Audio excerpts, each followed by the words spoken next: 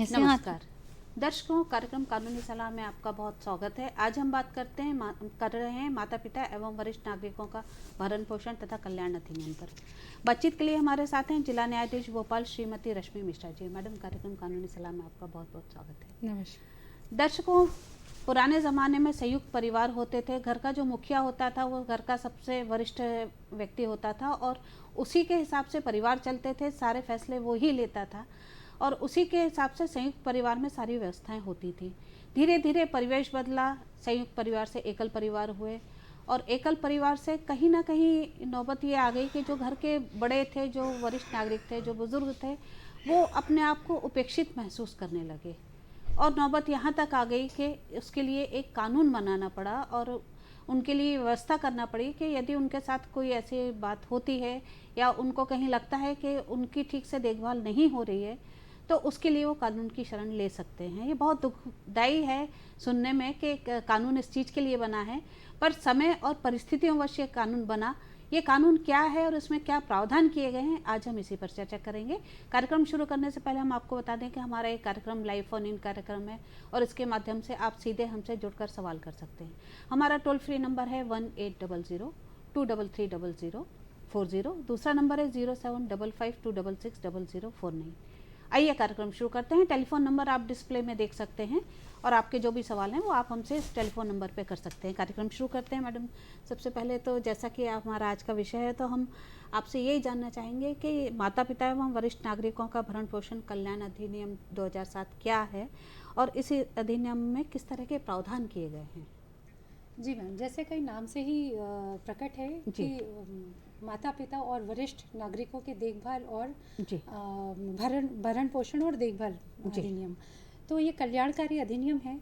आपने बताया इसकी आवश्यकता क्यों पड़ी, ये आपने ही बता दिया है कि 20-25 साल पहले लगभग संयुक्त परिवार होते थे। फिर लिबरल इकोनॉमी का दौर आया, एमएनसीज का दौर आया, तो बच्चे नौकरी करने बाहर जाने लग गए, एक देश से दूसरे देश जाने लग गए।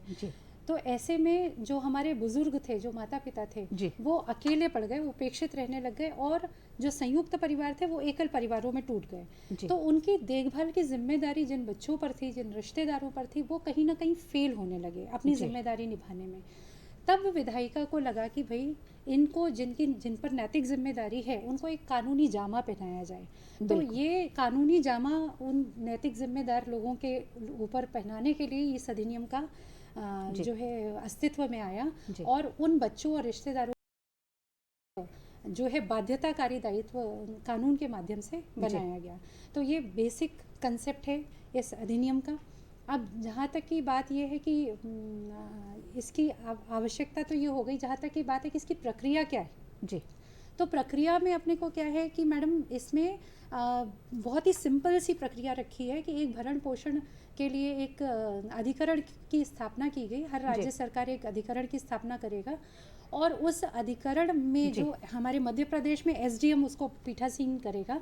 तो वहाँ जाकर के उनको अपनी आवश्यकता के लिए एक उनकी क्या क्या आवश्यकता है और किससे वो सहायता प्राप्त करना चाहते हैं, तो वो बस एक धारा 5 के तहत आवेदन देना होता है और उस आवेदन पर जो भरण पोषण अधिकरण है वो फिर कार्यवाही करके जिनसे सहायता चाहिए उनको नोटिस देकर के अपने समक्ष बुलाएगा और अगर वो नहीं आते हैं एक्स पार्टी ऑर्डर करेगा। अगर वो आ जाते हैं तो क्योंकि फैमिली मैटर्स है, ज़्यादातर इमोशनली ड्रिवन इश्यूज़ होते हैं, तो एक सुलह अधिकारी या कंसिलिएशन ऑफिसर के पास वो मैटर रेफ़र करेगा जहाँ पर समाधान की संभावनाएं होती हैं और ज़्यादातर मैटर समाधान 80% मैटर्स में समाधान हो जाता है कंसिलिएशन के माध्यम से। मैडम कॉलर लाइन पे हैं, दमोह से, हम उनका सवाल लेते हैं।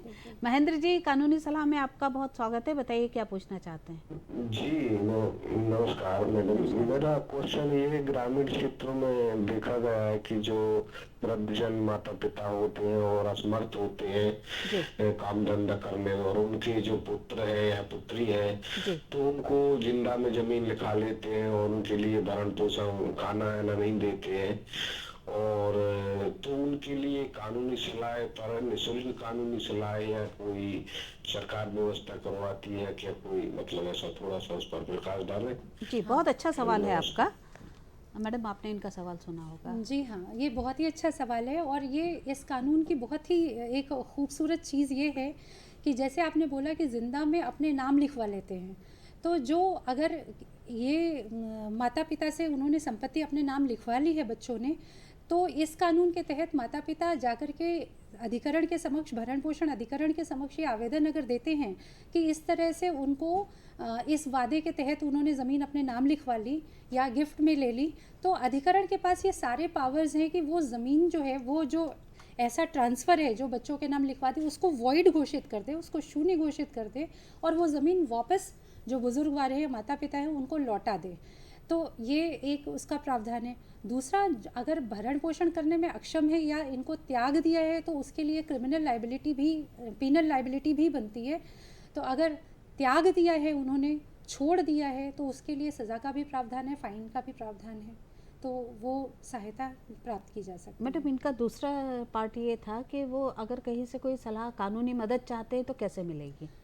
अगर कोई वो पढ़े लिखे नहीं हैं, हाँ, वो खुद बिल्कुल, नहीं कर सकते। बिल्कुल बिल्कुल, अगर वो पढ़े लिखे नहीं हैं तो वो सिर्फ इतना करें कि हर एक जिला न्यायालय, जो भी उनके जुरिस्डिक्शन का जिला न्यायालय है, वो वहाँ पहुँच जाएं और वहाँ जा कर के एक डिस्ट्रिक्ट लीगल एड ऑफिस है, तो उसके बारे में पूछे, डालसा बोलते हैं, डिस्ट्रिक्ट लीगल सर्विस अथॉरिटी, उसके बारे में पूछे और वहाँ पर पहुँच जाएं। वहाँ पर वो पहुँच जाते हैं तो फिर वहाँ से जो पैरालीगल वॉलंटियर्स हैं वो उनकी मदद करेंगे एसडीएम के कोर्ट, जो भरण पोषण अधिकरण है, वहाँ तक जाने के लिए, और वहाँ पर आवेदन लगाने से ले करके जो मेंटेनेंस ऑफिसर्स हैं, मतलब जो भरण पोषण अधिकारी नियुक्त किए गए हैं उनके पैरवी के, वहाँ तक वो पूरा सारी कार्रवाई वो संभालेंगे। यहाँ ये भी इम्पॉर्टेंट है कि अगर वो खुद नहीं लगा सकते तो एनजीओज़ हैं, एक पूरी लिस्ट है एनजीओज़ की जो इस कामों में लगे हुए हैं, वो एनजीओज़ इनकी मदद करेंगे और इनके तरफ से वो आवेदन लगाएंगे। ये सारा कर सकते हैं आप। मयंक जी, हमें उम्मीद है कि आपको आपके सवाल का जवाब मिल गया होगा।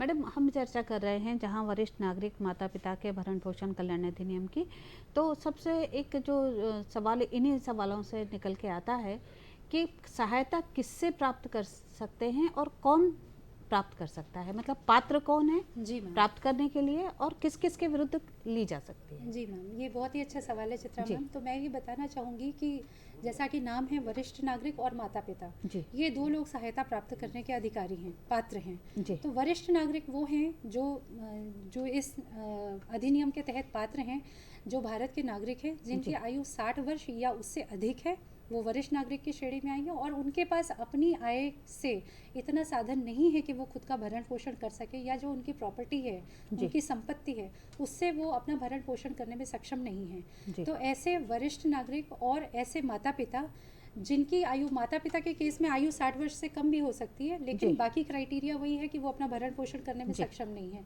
जी तो ऐसे माता पिता जो हैं वो जैविक माता पिता भी हो सकते हैं, जो नेचुरल पेरेंट्स हैं, सौतेले माता पिता भी हो सकते हैं, स्टेप पेरेंट्स जिनको हम बोलते हैं, एडाप्टिव पेरेंट्स भी हो सकते हैं जिन्होंने गोद लिया हुआ हो बच्चा, तो वो अपने जी। बच्चों से भरण पोषण की डिमांड कर सकते हैं। अब जो ऐसे सीनियर सिटीजन्स हैं जिनके बच्चे नहीं हैं, जी तो वो उन लोगों से, उन रिश्तेदारों और नातेदारों से जो कि वयस्क हैं और जो उनकी प्रॉपर्टी उनके मरने के बाद इनहेरिट करेंगे, जी बस जो उनकी प्रॉपर्टी इनहेरिट करेंगे, तो उन पर एक लाइबिलिटी डाली गई है कि आप उनसे मेंटेनेंस ले सकते हैं, प्रोवाइडेड उनके पास सफिशिएंट मींस हो मेंटेन करने के लिए, और वो वयस्क हों, बच्चे भी वयस्क होने चाहिए और ऐसा नातेदार भी वयस्क होना चाहिए। जी। मैडम, इस कानून के अंतर्गत जो सहायता दिलाई जाती है वो क्या प्रावधान किए गए हैं? कानून में क्या सहायता दिलाई जा सकती है और क्या वकील के माध्यम से कोई कार्रवाई की जा सकती है? मैम, आपके दूसरे सवाल को मैं पहले लेती हूँ कि जी। इसमें वकीलों की एंट्री को प्रोहिबिट किया हुआ है, जी क्योंकि ज़्यादातर घरेलू मामले होते हैं और स्पीडी एक थोड़ा सा इंक्वायरी होती है, जी। इसलिए वकीलों को दूर रखा गया है। उनकी जगह पर मेंटेनेंस ऑफिसर्स, जैसे जी। भरण पोषण अधिकारी हैं, उनको नियुक्त किया गया है उनकी तरफ से पैरवी करने के लिए। जी अब आपका दूसरा सवाल था, जो पहला सवाल था इनफैक्ट, जी कि क्या था, एक बार फिर से बता दूँ मैं? मेरा ये सवाल था कि इस अधिनियम के अंतर्गत जो सहायता है वो क्या दिलाई जाती है? हाँ, जहाँ तक सहायता की बात है तो बहुत ही वाइड स्प्रेड सहायता दिलाने का इसमें स्कोप है इस अधिनियम में जी। इसकी खूबसूरती ये है कि पहले तो वैसे माता पिता या सीनियर सिटीजन्स जो खुद को मेंटेन नहीं कर सकते, अपना भरण पोषण करने में अक्षम हैं, उनको भरण पोषण की सहायता दिलाई जा सकती है। दूसरा, इसमें उनको चिकित्सीय सहायता उपलब्ध कराने के लिए राज्य सरकारों पर दायित्व डाला गया है जी। कि ताकि उनका जो देखभाल है वो सुनिश्चित की जा सके।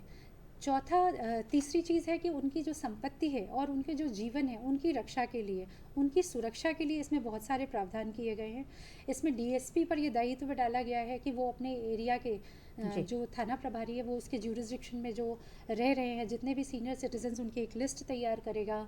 ये दायित्व भी डाला गया है कि किसी एक एनजीओ के माध्यम से वो एटलीस्ट मंथली विजिट करेगा ऐसे सीनियर सिटीजन्स के घर में जो अकेले रह रहे हैं। इसके अलावा जो सीनियर सिटीजन्स खुद को मेंटेन करने में तो सक्षम है लेकिन अकेलापन एक समस्या है, वो अकेले रह रहे हैं, उनकी सिक्योरिटी इशू है, तो उनकी सिक्योरिटी की लुक आफ्टर के लिए भी थाना प्रभारी और डीएसपी को एक मंथली देखभाल, मतलब एक विजिट करने का और फिर एक रिपोर्ट बनाकर देने का भी प्रावधान है। फिर प्रॉपर्टी के लिए जैसे अभी हमने बताया कि अगर किसी ने धोखे से या किसी वादे के तहत प्रॉपर्टी अपने नाम करा ली है, गिफ्ट करा ली है और फिर प्रॉपर्टी फिर उनका मेंटेन नहीं कर रहे हैं तो वो प्रॉपर्टी रीस्टोर कराई जा सकती है। तो ये सारी सहायता बहुत ही वाइड स्प्रेड है। इसके अलावा अगर कोई इंडिजेंट है, बिल्कुल ही गरीब है, वरिष्ठ नागरिक हमारे जिनके बच्चे भी नहीं हैं, जिनके नातेदार भी नहीं हैं, तो फिर राज्य सरकार उनको ओल्ड एज होम्स के माध्यम से या वृद्धाश्रम के माध्यम से उनका भरण पोषण करेगी। जी, मतलब सभी प्रावधान इसमें किए गए हैं, सब कुछ मैम, जो उनको एक इज्जत की जिंदगी जीने के लिए आवश्यक है, सम्मानजनक जिंदगी के लिए, उनके लिए सारे इसमें प्रावधान है। मैडम, हम बात कर रहे हैं जब इस कानून की, तो जो आदेश पारित होते हैं जो भी हमारे ट्रिब्यूनल द्वारा या जो भी अथॉरिटी हैं, उनकी वैधानिक मान्यता क्या होती है और यदि कोई उसका पालन ना करे तो कैसे कराया जा सकता है?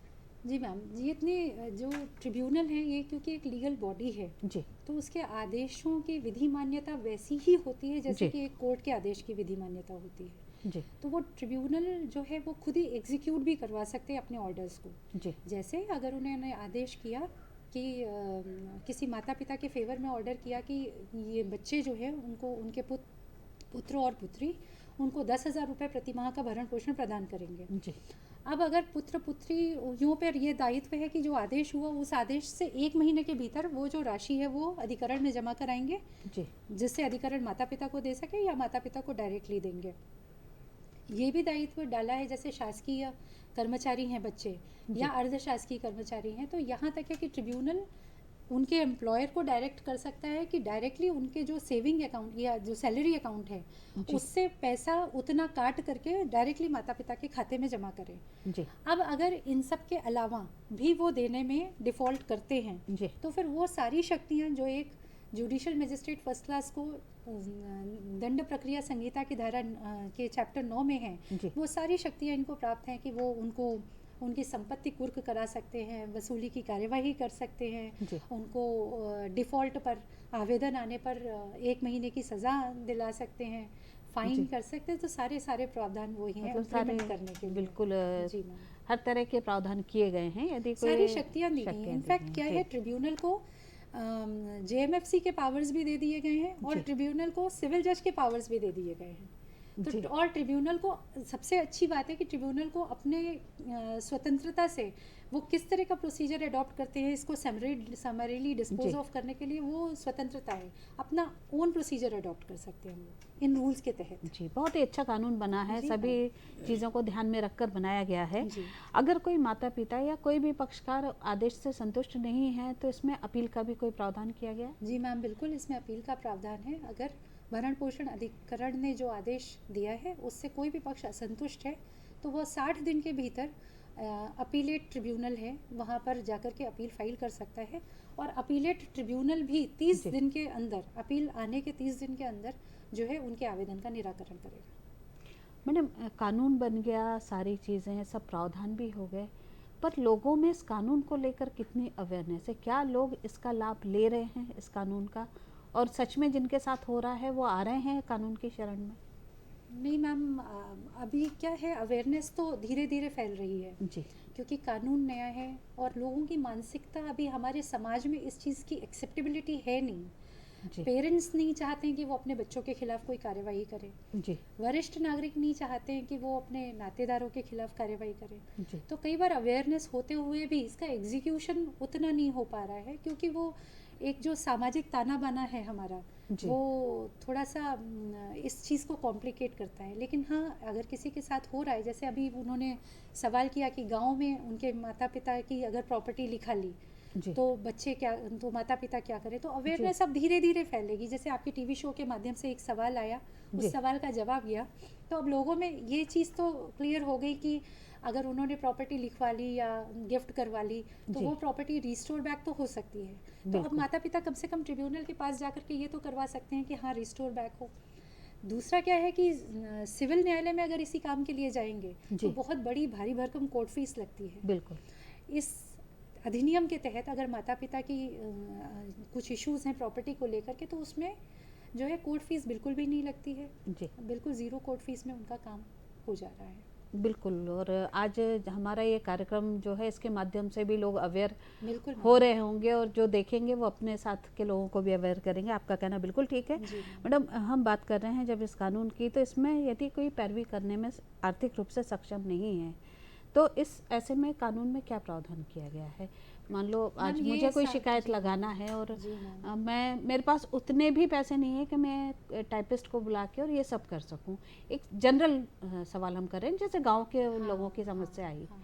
तो ऐसे लोगों के लिए क्या प्रावधान है? जी मैम, बहुत ही अच्छा सवाल है, जी क्योंकि कई लोग तो इसीलिए जो है ट्रिब्यूनल्स का दरवाज़ा नहीं खटखटाते हैं कि जी। उनके पास पैसे नहीं हैं। जी ऐसे में जैसे मैंने पहले बताया था, आपको कुछ नहीं करना है, आप किसी भी जिला न्यायालय में चले जाएं, जी वहाँ पूछ लें कि डिस्ट्रिक्ट लीगल एड का ऑफिस किधर है, जी।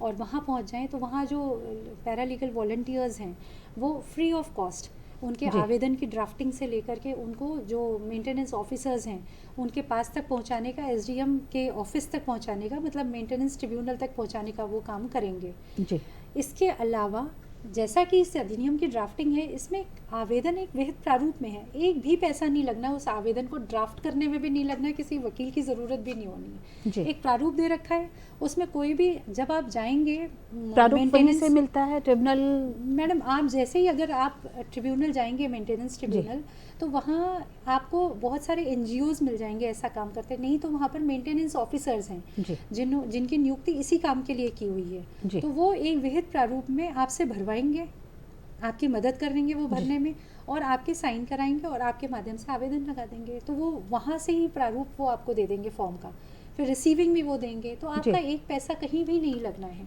चाहे आप डालसा के थ्रू भी जा सकते हैं, आप डायरेक्टली भी जा सकते हैं मैडम। जी तो आर्थिक रूप से अगर आप सक्षम नहीं है तो ये जी। चीज़ अपने दिमाग से निकाल दें कि आपको कहीं भी पैसे की ज़रूरत पड़ने वाली है, कहीं नहीं पड़ेगी मैम इसमें। खुद जो व्यवस्था है वहाँ पर, उसमें वो लोग खुद भी करा सकते हैं।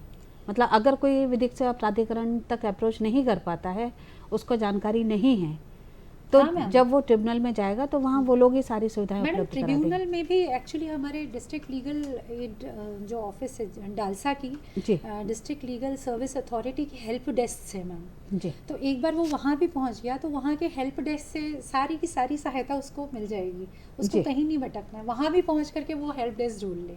जी, बस उसे वहाँ तक बस, जाने की जी ज़रूरत है। मैम। बहुत अच्छी और जानकारी इस है। एक्ट की एक खूबसूरती, बहुत जो खूबसूरत चीज़ है वो मैं ये बता रही हूँ, वो जी। मैंने पिछले बार मतलब पीछे जी। बताई नहीं, कि इसमें आवेदन ज़रूरी नहीं है कि वो वरिष्ठ नागरिक खुद जा करके लगाए।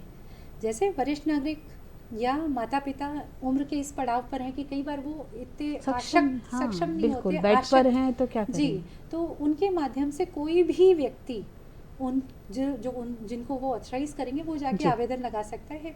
और अगर कोई भी व्यक्ति खुद को बुरा नहीं बनाना चाहता है बच्चों के आगे कि भैया हम नहीं बुरे बनेंगे, तो वो एनजीओ को अप्रोच कर ले, एनजीओ वाले खुद आकर के घर पर वो आवेदन भरवाएंगे, उनसे अथॉरिटी लेंगे और फिर उनकी तरफ से आवेदन लगा देंगे। जी, मतलब मैम। बहुत ही अच्छा प्रावधान किया बहुत गया ही है अच्छा प्रावधान कि है। रिश्तों में दरार भी ना आए जी मैम, और काम भी हो जाए जी। और एक अच्छे माहौल में हो जाए। बिल्कुल। आपने बताया कि विधिक सेवा प्राधिकरण इसमें एक बहुत बड़ी भूमिका अदा करता है जी मैम। कि अगर किसी को ज़रूरत है तो वो हर तरह की सुविधाएं उपलब्ध कराते हैं।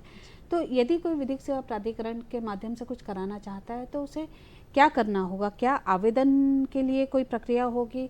मतलब वो कैसे अप्रोच करे? ये मैंने आपने बताया कि वो हाँ, डायरेक्ट वहाँ जाकर बात करे, डायरेक्ट वहाँ चला जाए। किसी आवेदन की या किसी और चीज़ की ज़रूरत नहीं है? नहीं मैडम, एक बार वो वहाँ पहुँच जाता है तो जी। लिखित में अगर आवेदन की यूँ आवश्यकता नहीं है, क्योंकि जी। वहाँ जो पैरालीगल वॉलंटियर्स हैं वो सुनते हैं, काउंसलिंग देते हैं, उसको उस अधिनियम के बारे में जानकारी भी देंगे और उसकी तरफ से आवेदन खुद ही लिख करके और उसके साइन करा के उनको पढ़ा करके कि भैया आपको क्या क्या सहायता चाहिए, आप ये बताएं, हम किस तरह से आपकी मदद कर सकते हैं ये बताएं, आपकी मदद के लिए कौन कौन से अधिनियम है, किन किन अधिनियम के माध्यम से आप सहायता प्राप्त कर सकते हैं वो हम आपको बताते हैं और फिर वो सारी सहायता उपलब्ध करा देते हैं। जी मैडम, इस कानून के अंतर्गत काफ़ी टाइम हो गया इसको बने हुए, जी बहुत सारे प्रावधान किए गए हैं। क्या आपको ऐसा लगता है, आपके अनुभव से और आपके सामने भी समस्याएं आती होंगी, कि कहीं इसमें कोई संशोधन की आवश्यकता है? मैं कानून से बाहर जाके तो कुछ नहीं बोल सकती, लेकिन हाँ मेरा एक पर्सनल व्यू ज़रूर है कि इसमें जो एक इन्होंने भरण पोषण की लिमिट बांधी है धारा 9 के तहत 10,000 रुपये मैक्सिमम, तो आजकल जिस हिसाब से महंगाई का दौर है उसको देखते हुए कहीं ना कहीं मेरे मत में, और जब बच्चे बहुत सक्षम हैं तो जो बेसिक नीड्स हैं वो कई बार मेरे हिसाब से 10,000 रुपये सफाइस नहीं करते हैं, तो वो एक लिमिट मेरे हिसाब से हटानी चाहिए। और दूसरी जो एक गाइडिंग फोर्स है इसमें, इस अधिनियम में जैसे पुलिस वालों को एक गाइडलाइन दी गई है कि आप वरिष्ठ नागरिकों की सुरक्षा के लिए महीने में एक बार विजिट करें, पर मैंने ये होते हुए बहुत देखा नहीं है, तो उसको एक थोड़ा सा बाध्यताकारी बनाना चाहिए मेरे मत में। गाइडलाइन के बजाय उसको एक इन्फोर्सिबिलिटी उसकी कुछ हो, ताकि वो जो है धरातल पर थोड़ा सा दिखे। ये अभी होने में टाइम है, तो ये मेरे मत में थोड़ा सा संशोधन होना बिल्कुल चाहिए। आपका कहना बिल्कुल सही है, क्योंकि जिस समय कानून बना था उस समय परिस्थितियां अलग थीं और अब अलग हैं। बिल्कुल तो 2007 में कानून बना था, बिल्कुल, और अब 2022 है, 22 है, तो थोड़ा उसके हिसाब से संशोधन की आवश्यकता तो है। जी, मैडम, चलते चलते आपसे जानना चाहेंगे कि इस कानून को जिस उद्देश्य को लेकर बनाया गया था, क्या उसमें सफल हुए हैं? बिल्कुल मैम, बहुत सफल हुए हैं, क्योंकि अब इस कानून की जानकारी भी धीरे धीरे सबके पास है जी। और हमने बहुत सारे मतलब NGOs भी हैं बहुत सारे जो आगे आ रहे हैं लोगों की मदद करने के लिए जी। तो जहाँ पर भी उनको भरण पोषण की सहायता की आवश्यकता हो, इवन पहले जब शुरू में ये कानून बना था तब हर एक डिस्ट्रिक्ट के पास में अपने ओल्ड एज होम्स भी नहीं थे जी। अब ऑलमोस्ट हर डिस्ट्रिक्ट के पास अपने ओल्ड एज होम्स हैं। तो जो इंडिजेंट्स हैं, जो सीनियर सिटीजन जिनके पास माध्यम नहीं है, वो उनको सरकार एक अच्छा बेहतर लाइफस्टाइल मुहैया करा पा रही है। बहुत धन्यवाद मैडम, हमको कार्यक्रम को यहीं समाप्त करना होगा, समय का अभाव है। आपने बहुत अच्छी जानकारी दी। दर्शकों, जैसा कि आज के कार्यक्रम में हमने देखा कि ये एक बहुत ही अच्छा कानून है जिसके माध्यम से माता पिता एवं वरिष्ठ नागरिकों को पूरी सुरक्षा दी गई है। हमें उम्मीद है कि आज आपको इससे बहुत जानकारी मिली होगी और भविष्य में आप इसका लाभ ले पाएंगे। आज हम आपसे ही विदा लेते हैं, अगले अंक में फिर आपके सामने उपस्थित होंगे। तब तक के लिए आगे दीजिए नमस्कार।